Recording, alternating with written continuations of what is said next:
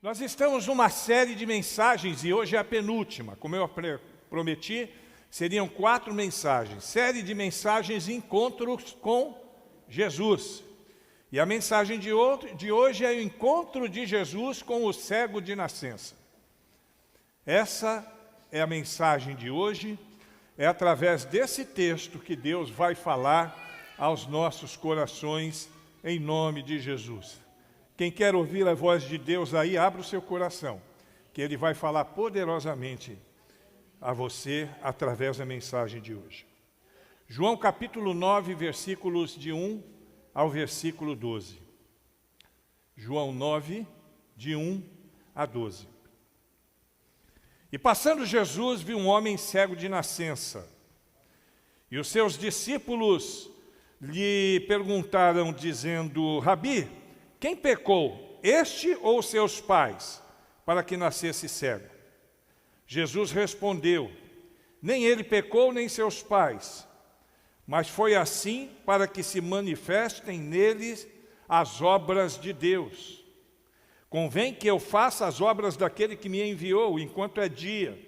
A noite vem, quando ninguém pode trabalhar.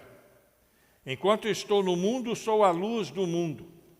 Tendo dito isso, cuspiu na terra e com a saliva fez lodo, e untou com o lodo os olhos do cego. E disse-lhe: vai, lava-te no tanque de Siloé, que significa o enviado. Foi, pois, lavou-se e voltou vendo. Então os vizinhos e aqueles que dantes tinham visto que ele era cego, diziam: não é esse aquele que estava sentado e mendigando? Uns diziam: é esse, e outros: parece com ele. Mas ele dizia: sou eu. Diziam-lhe, pois, como se te abriram os olhos? Ele respondeu e disse: o homem chamado Jesus fez lodo e untou-me os olhos, e disse-me: vá ao tanque de Siloé e lava-te. Então fui e me lavei e vi. Disseram, pois: onde está ele? Responderam: não sei. Na noite de hoje nós vamos continuar a nossa série Encontros com Jesus, com a penúltima mensagem da série. Nós ainda teremos mais uma, mas hoje é a penúltima. E eu quero cumprimentar também as pessoas que nos assistem. Nós temos um bom número que nos assistem e tem 2 oportunidades para nos assistir. Assistem e participam do culto, que é transmitido pela YouTube da igreja, e também assistem a mensagem, a qual eu compartilho no meu YouTube pessoal, que tem alcançado também bom número de pessoas. Hoje eu quero falar com vocês ao respeito do encontro de Jesus com um homem que era cego desde o seu nascimento. Uma pessoa que nunca viu a luz. Ele não é alguém que enxergava e de um dia para o outro deixou de enxergar, ou passou por um processo pelo qual ele foi perdendo a visão. Ele era completamente cego. Ele não conseguia enxergar as belezas da sua cidade, nem as ruínas. Não conseguia enxergar as pessoas ao seu redor. Não conseguia enxergar a beleza das flores. Não conseguia enxergar os animais, senão pelos outros sentidos. Provavelmente ouvisse muito bem e devia ter um excelente tato, mas nunca viu nada com os seus olhos. Uma situação muito dramática. Eu acredito que o que ele mais queria na vida era poder enxergar. Alguém tem dúvida disso? Eu acho que não havia nada naquele homem que pudesse despertar mais o seu interesse do que poder ver. E Jesus, nosso Mestre, nosso Senhor, nosso Deus, o curou e lhe deu a visão. Dá para imaginar a repercussão dessa notícia ou desta ação diante das centenas, milhares de pessoas que estavam por ali, que viviam naquela região e que conheciam aquele homem. Jesus, ele sempre andava cercado de muita gente. Imagine agora aquelas pessoas vendo uma coisa como essa.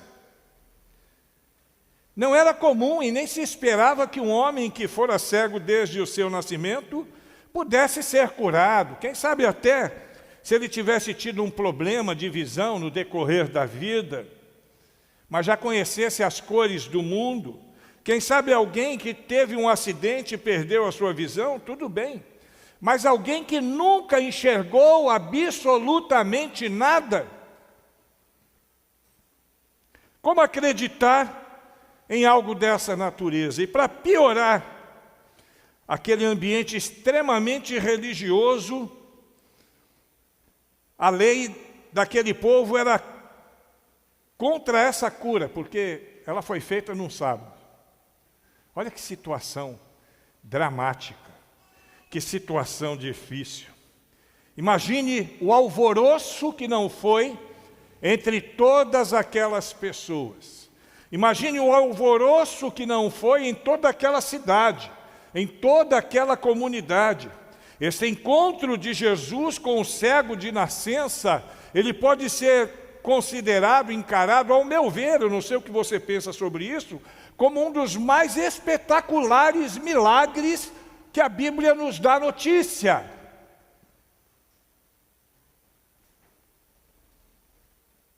E é importante ressaltar que no meio deste encontro, Jesus dá algumas orientações, ou melhor dizendo, ele dá ordens para aquele cego, a fim de que ele possa voltar a enxergar de forma perfeita. E é bom destacar também, dizendo que aquele encontro gerou um desconforto muito grande, principalmente nos religiosos daquela época. Entre eles, com grande destaque, o grupo de fariseus. Estão sempre na selfie, essa turma, né?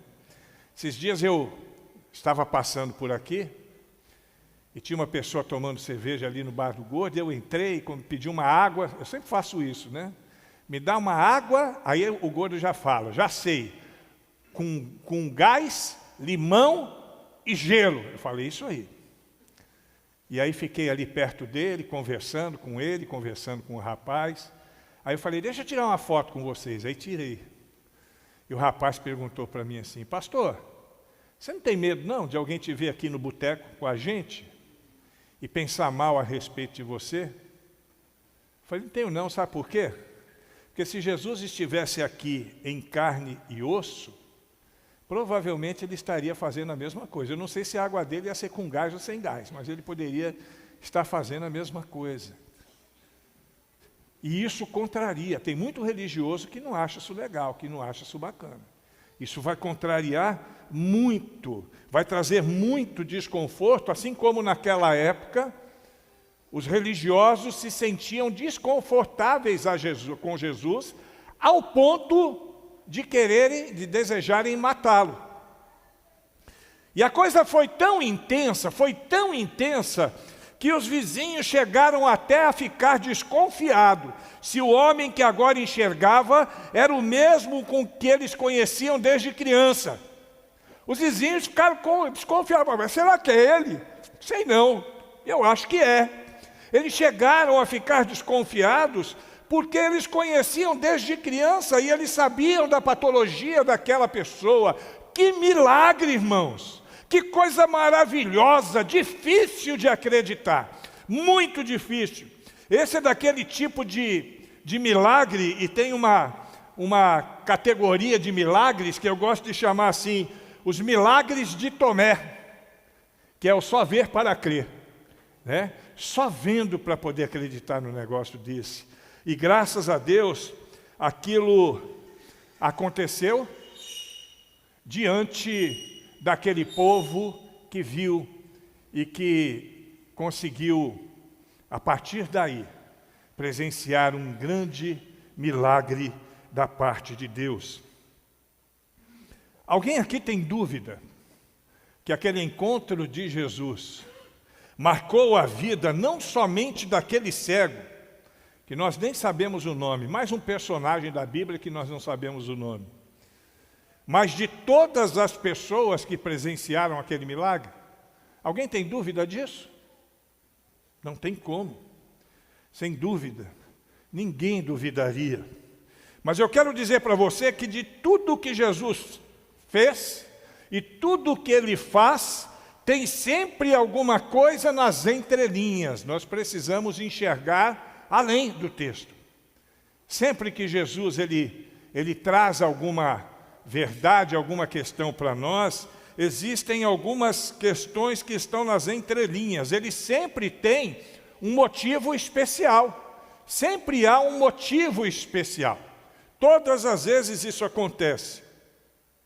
E eu quero, nesse início de noite de domingo, destacar alguns motivos especiais pelos quais Jesus fez aquele milagre.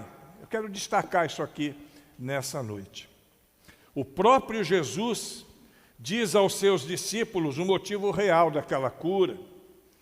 Nós só precisamos prestar atenção e poder entender nas linhas e nas entrelinhas aquilo que Jesus está fazendo e por que Ele está fazendo aquilo. Vamos examinar mais profundamente esses motivos. Vamos tentar descobrir por que Jesus fez o que fez e da forma que Ele fez. Tem que ter um motivo.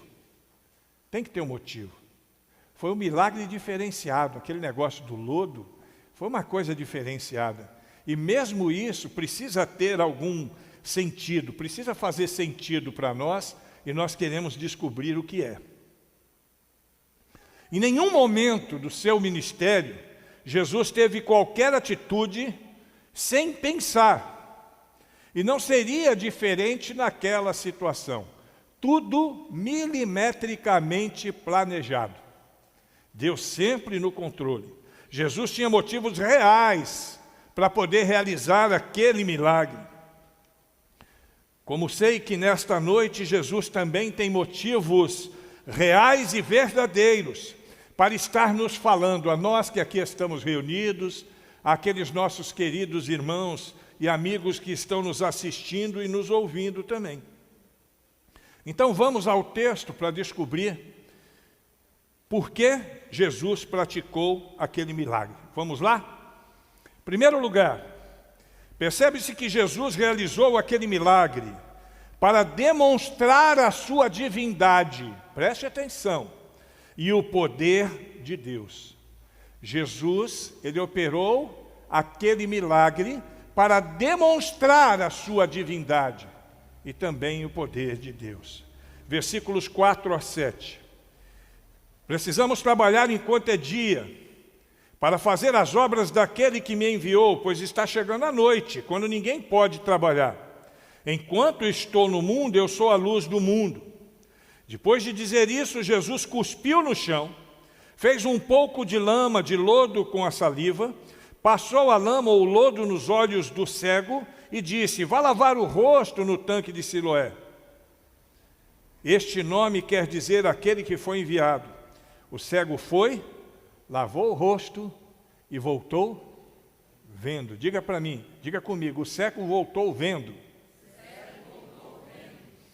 Nessa primeira aplicação no texto, eu quero chamar sua atenção para um ponto crucial dessa narrativa, aliás, que é base da nossa fé cristã. Isso é básico, é basilar na nossa fé cristã.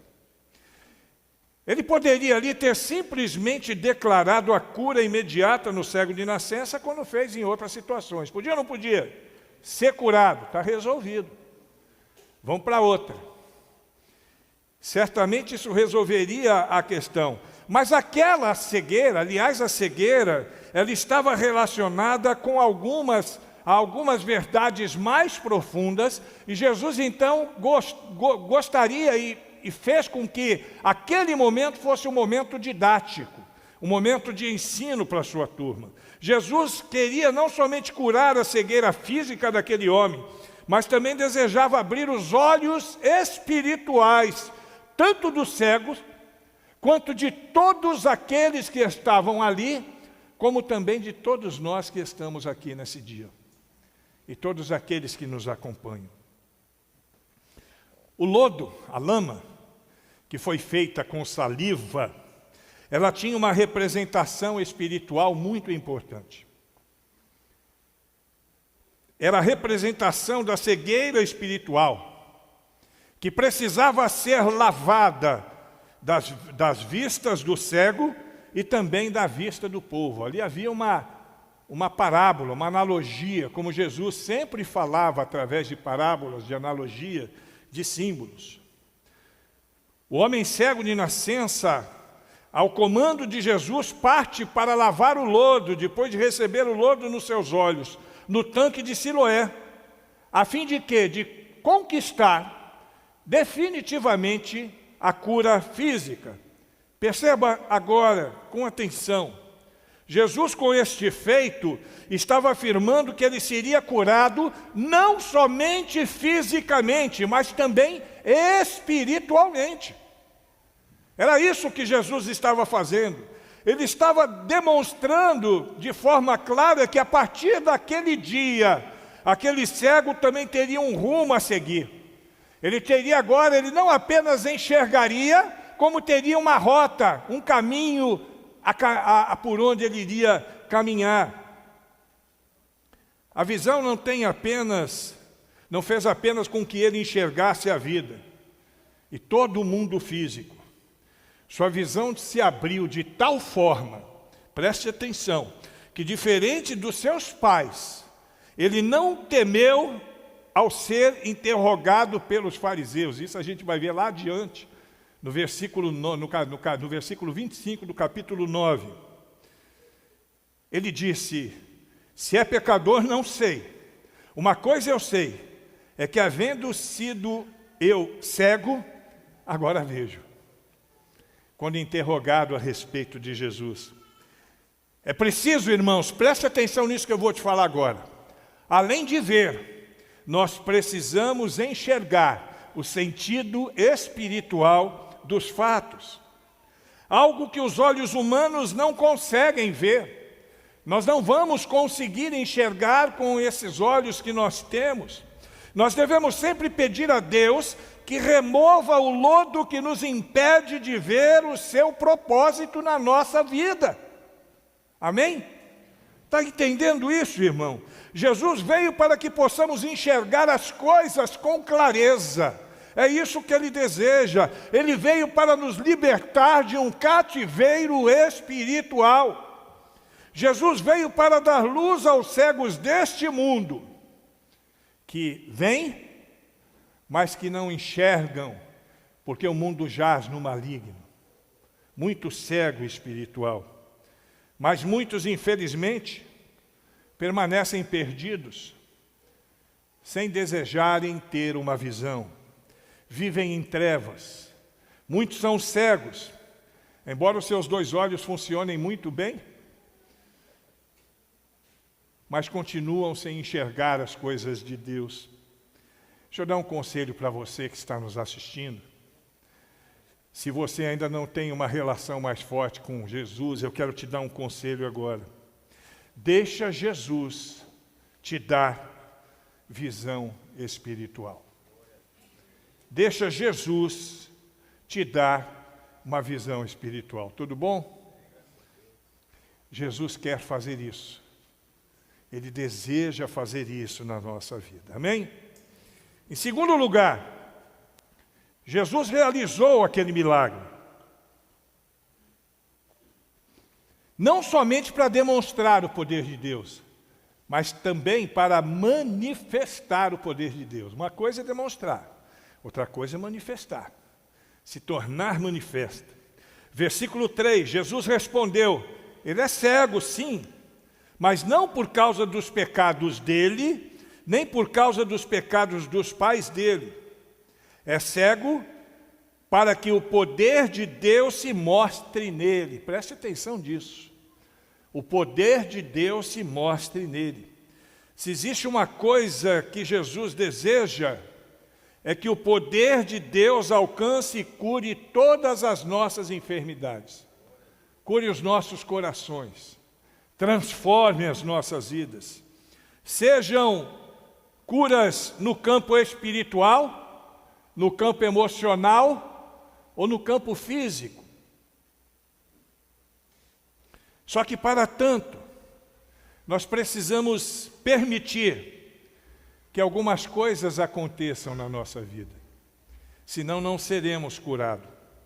E nós podemos perceber aqui, no texto que nós lemos, que a cura aconteceu na vida daquele cego por causa de alguns motivos. E isso é claro ali no texto. E dentre esses motivos eu vou destacar 3. O primeiro, a fé. O segundo, a obediência. E o terceiro, a esperança. Preste atenção, isso é muito importante. Primeiro, o cego teve fé. Repita comigo, aquele homem teve fé. Versículo 6. Depois de dizer isso, Jesus cuspiu no chão, fez um pouco de lama com a saliva que ele havia cuspido, passou a lama nos olhos do cego. Pensa nisso agora. Alguém desconhecido, você nunca viu, aliás, aquele cego literalmente nunca tinha visto Jesus, né? Alguém desconhecido que você nunca viu, o encontra na rua e faz contigo o que Jesus fez com aquele homem. Pensa nisso agora, se coloca no lugar daquele cego. Jesus cospe no chão, faz uma laminha de saliva com terra e esfrega na cara do cara. Já pensou, Bruno? Imagina alguém fazendo isso. Você acreditaria que aquilo poderia te curar? Você deixaria tal homem fazer isso no seu rosto? Pensa nisso. Tem que ter fé para poder acreditar em coisas que a gente não consegue ver, mas que existem. E aquele homem teve fé. Quem poderia imaginar o resultado daquela fé? Eu acho que só o homem mesmo. Eu acho que só ele. Provavelmente nem os que estavam juntos poderiam acreditar que aquilo fosse acontecer. Eu imagino até algumas pessoas ali no meio, olhando aquilo e dizendo, nossa, que coisa nojenta, eca! O homem cuspiu no chão, fez aquele bolo de lama com cuspe, esfregou na cara, que coisa mais nojenta. É possível que alguém tenha até pensado isso, porque de fato é uma coisa que foge do padrão do aceitável, né? Mas aquele foi o método que Jesus escolheu. Aquele foi o método que Jesus escolheu. E eu preciso acreditar em seus métodos, porque Jesus sempre sabe o que faz. Se Ele vai cuidar de você usando algum método, creia que Jesus sabe o que está fazendo, sempre. Não se engane quanto a isso. A nós só resta crer. A nós só resta acreditar. Nós precisamos ter fé. E fé é exatamente isso, acreditar nas coisas que a gente não consegue enxergar. Quem é que imaginou que lama no olho do cara faria ele enxergar depois de ter nascido cego? É a fé. Em segundo lugar, aquele cego, ele é obediente. Olha a situação. Ainda no versículo 7. E disse, vá agora lavar o rosto no tanque de Siloé. Pense nisso agora. Se algum estranho lhe abordar e lhe der uma ordem dessas, olha, desce aqui, vai lá e vai tomar um banho no rio, ali embaixo. Você iria? Aí você vai dizer, mas ali era Jesus. Jesus, naquele contexto, era um homem. Para quem o enxergava, quem o via como homem. Nem os seus discípulos, você precisa entender isso, presta atenção no que eu vou te dizer. Nem os discípulos de Jesus perceberam quem ele era, até que ele morresse, ressuscitasse e o Espírito Santo fosse derramado sobre aquele povo. O homem simplesmente mandou ele ir. Pense comigo, já não bastava a lama na cara. Agora ir a um reservatório de água para se lavar. Mas o cego, queridos, ele foi obediente. Aí, usando uma expressão comum entre meus irmãos pentecostais, eita glória! O cego, ele foi obediente. Pediu que alguém o conduzisse, porque ele não enxergava, obviamente, e seguiu a ordem de Jesus. E aí agora eu pergunto para você, e você? Tem sido obediente a Jesus Cristo? Essa é uma pergunta difícil de responder. Porque a gente, às vezes, não responde com honestidade. Tem gente que diz que é, mas depende, pastor. Depende. Nós precisamos ser integralmente obedientes a Jesus. Talvez você diga assim, mas eu não ouço Jesus falar, como é que eu vou ser obediente? Eu nunca ouvi Jesus falando no meu coração. Eu vou falar uma coisa para você agora de todo o coração. Se você não está ouvindo as ordens de Jesus, é porque você não está lendo a Bíblia. Vamos ser sinceros, irmãos. Vamos ser sinceros. Se você não está ouvindo a voz de Jesus, é porque você não tem procurado a voz de Jesus onde ela se encontra. Ou será que você é daqueles que fica esperando Deus se manifestar em alguém, como se fosse um espírito de umbanda ou de candomblé para poder te trazer alguma mensagem? Ele não vai fazer isso. Com todo respeito aos que pensam dessa forma. Mas não é assim que nós acreditamos. Nós acreditamos que quando Deus quer falar conosco, Ele fala através da palavra de Deus. Não fique esperando revelações sobrenaturais, que não sejam as revelações de nosso Deus, que são dadas a fim de que nós possamos crescer. Eu não sei se você lembra, Deuteronômio 29, 29, norteou muito a minha vida quanto a essa questão de revelação. Ali diz que as coisas encobertas pertencem ao Senhor, nosso Deus, mas as reveladas pertencem a nós. Então pode ficar tranquilo, que Deus só vai revelar para você aquilo que foi importante para você. Fica procurando. Outro dia eu vi um maluco, porque tem maluco para tudo. As igrejas evangélicas hoje é uma coisa de louco.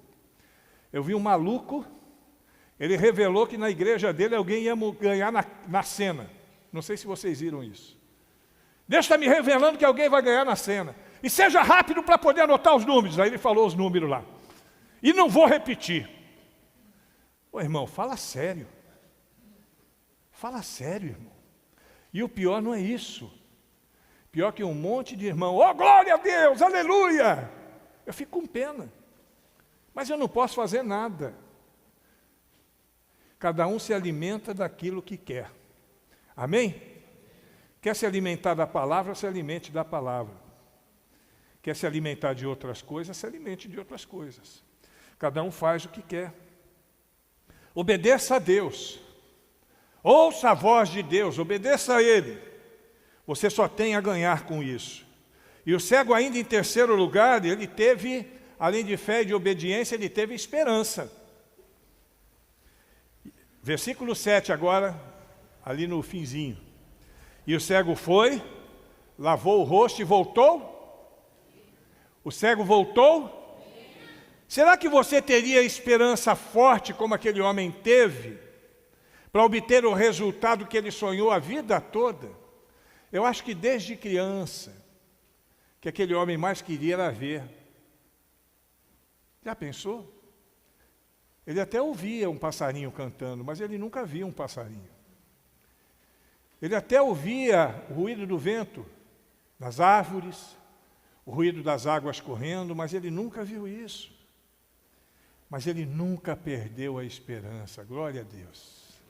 Nós não podemos perder a esperança. Apesar daquele homem nunca ter enxergado na vida, a sua esperança em Cristo naquele momento, além da sua fé e obediência, foi tremenda. Por isso ele foi, acreditou. E quando Deus falou, agora vai se lavar no tanque de Siloé, aqui não diz não, viu, Alana? Mas eu acredito que ele foi correndo. Falou, vamos rápido, rápido com isso. Alguém estava levando ele saiu correndo para poder mergulhar naquele rio, porque ele tinha esperança que ele ia levantar vendo, e ele saiu daquele rio vendo. Aleluia! Eu sou apaixonado por Cristo por causa dessas coisas. Valeu a pena, Narã. Ele voltou vendo, sinceramente falando, sem você agir como esse cego agiu, você não vai alcançar vitórias na sua vida. Fé, obediência e esperança. Agora, cada um é quem sabe o que quer da sua própria vida. E por último, Jesus praticou aquele milagre para fazer uma coisa da qual eu tenho falado aqui muito, para quebrar a religiosidade, destacar a espiritualidade. De novo, pastor, de novo, irmãos. Eu tenho que falar sobre isso, porque a religiosidade mata a espiritualidade da vida em Cristo. Eu tenho aqui mais uma base para essa minha premissa, que há tanto tempo eu tenho falado nessa igreja. Acho que desde quando eu cheguei nessa igreja eu tenho falado de quebrar a religiosidade e exaltar a espiritualidade. Porque religiosidade é diferente de espiritualidade. Aqui Jesus está quebrando de maneira poderosa a religiosidade de todos aqueles que estão ao seu redor, com muita coragem e determinação. Olha, Jesus, não existe outro igual, nunca existiu e jamais existirá. Primeiro ele quebra a religiosidade dos seus seguidores, presta atenção. Versículo 2, Jesus ia caminhando quando viu um homem que tinha nascido cego. Os seus discípulos perguntaram: mestre, por que esse homem nasceu cego? Foi por causa dos pecados dele ou por causa dos pecados dos pais dele? Nós, seres humanos, somos assim mesmo. Nós somos implacáveis. Como aqueles homens, naquele momento, Davino, foram implacáveis. Nós somos juízes por natureza, e pior, somos juízes ruins, por natureza. Vou puxar para cá aqui. Eu vou empurrando. Nós somos juízes ruins. Nós julgamos aquilo de que não sabemos. Nós condenamos as pessoas com os nossos preconceitos. Nós tratamos as pessoas, muitas vezes, com indiferença. Nós visualizamos as multidões, mas não enxergamos o cuidado que cada ser humano no meio dessa multidão precisa. Muitas vezes eu estou exercendo um juízo sobre eles, condenando, e eu já vi crente falando: ó, está vendo aquela turma ali, vai tudo para o inferno. Eu já vi isso. Vai tudo para o inferno porque não é crente. Quem sou eu para mandar alguém para o inferno, irmãos? Né, irmã Estelita? Quem somos nós? Nós visualizamos as pessoas, mas não com amor, com misericórdia. Nós olhamos as pessoas com raiva. Nós buscamos enxergar mais os seus defeitos, os seus pecados. Sentimento de justiça, infelizmente, é maior do que o sentimento de amor. O que é mais importante? É o amor. O que é que nos identifica como seguidores de Cristo? Não é João quem falou? Que os discípulos de Cristo serão conhecidos pelo muito se amarem, por amar uns aos outros. Jesus se importa com as necessidades das pessoas. Ele parou para falar com aquele cego de nascença que estava mendigando. Isso é realmente maravilhoso. Jesus se importa com cada ser humano, sem distinção.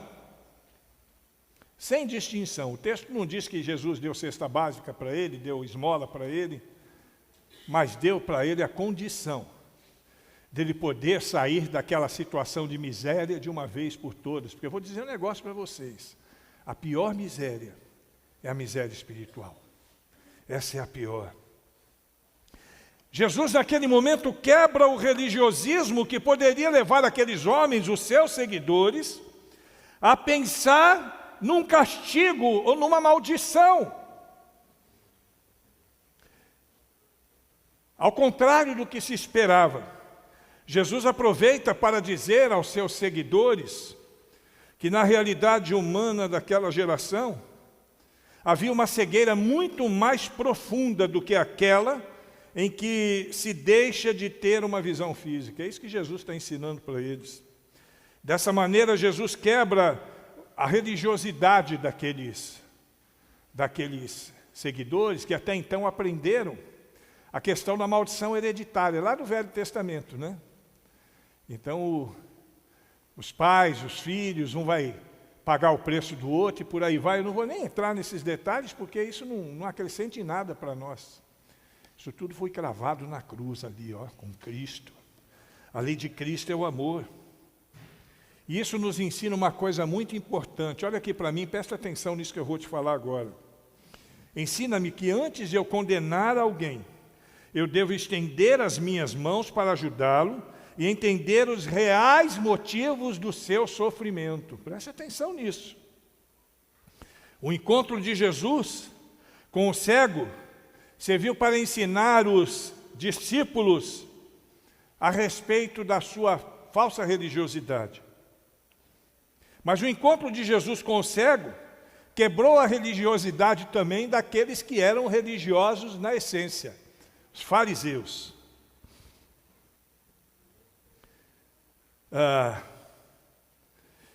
Versículo 2 de novo.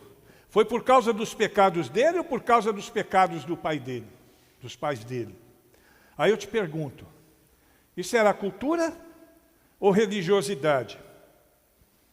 A pior cegueira é aquela que, quando deixamos de enxergar o motivo, o sentido da vida real, nós passamos a enxergar essas coisas que são insignificantes e que não vão fazer diferença na vida.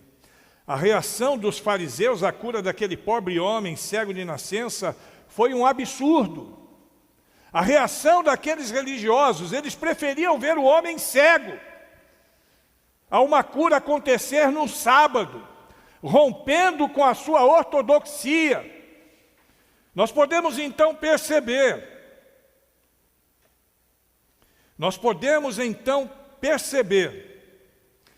em quão profundas trevas aquele grupo religioso se encontrava. Por isso que Jesus, batia de frente com eles o tempo todo. Só usava adjetivo de qualidade: sepulcro caiado, raça de víbora, né? Hipócrita, daí para lá. Jesus deve ter usado mais alguns, mas não está na Bíblia. O último versículo do livro de João diz que Jesus fez muito mais coisas do que aquilo que a gente lê aqui. Eu acredito que Jesus deu muita bordoada naquela turma.